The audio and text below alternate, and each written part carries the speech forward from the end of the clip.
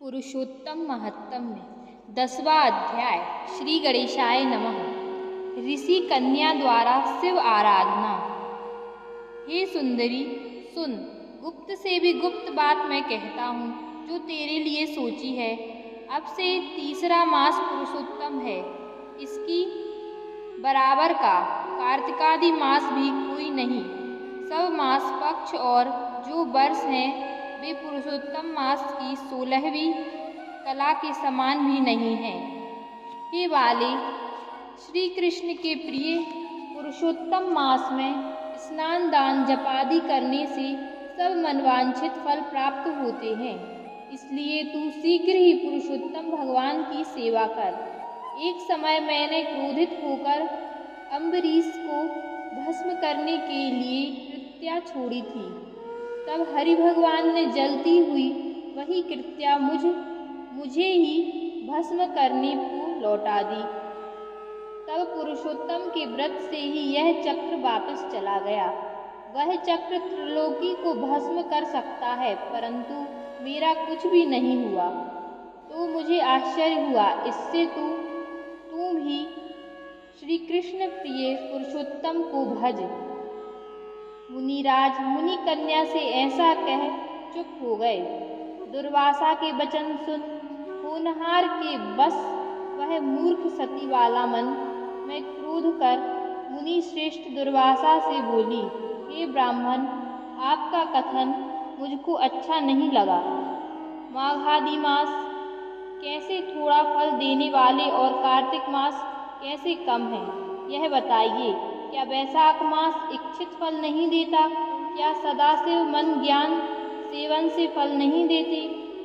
पृथ्वी में सूर्य देवता और अंबिका देवी के प्रत्यक्ष दर्शन से वन से क्या फल नहीं मिलता?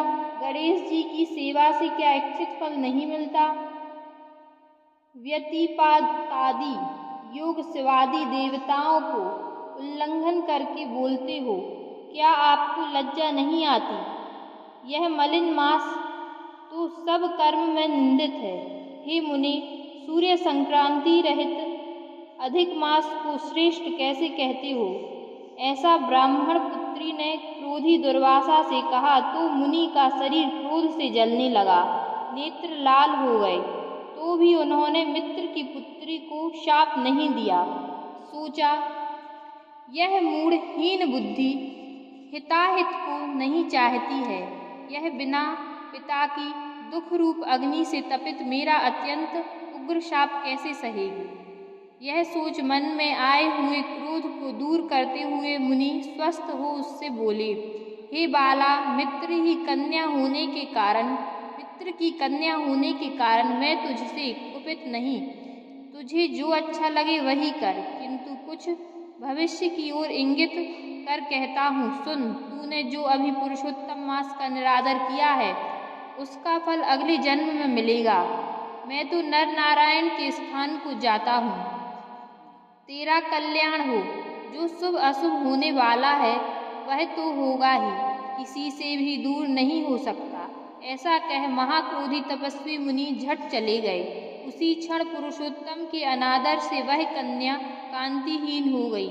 उसने विचार किया कि मैं तत्काल फलदाता पार्वती के पति देवेश शिव शंकर की आराधना करूंगी। मेधावी ऋषि की पुत्री मन में निश्चय कर अपने आश्रम में जा महाकठिन तप करने को तैयार हुई। सूत जी बोले, वह बाला प्रबल मुनि के वचन त्याग बहुत फल देने वाले विष्णु और सावित्री पति ब्रह्मा को छोड़ केवल शंकर जी की सेवा करने लगी।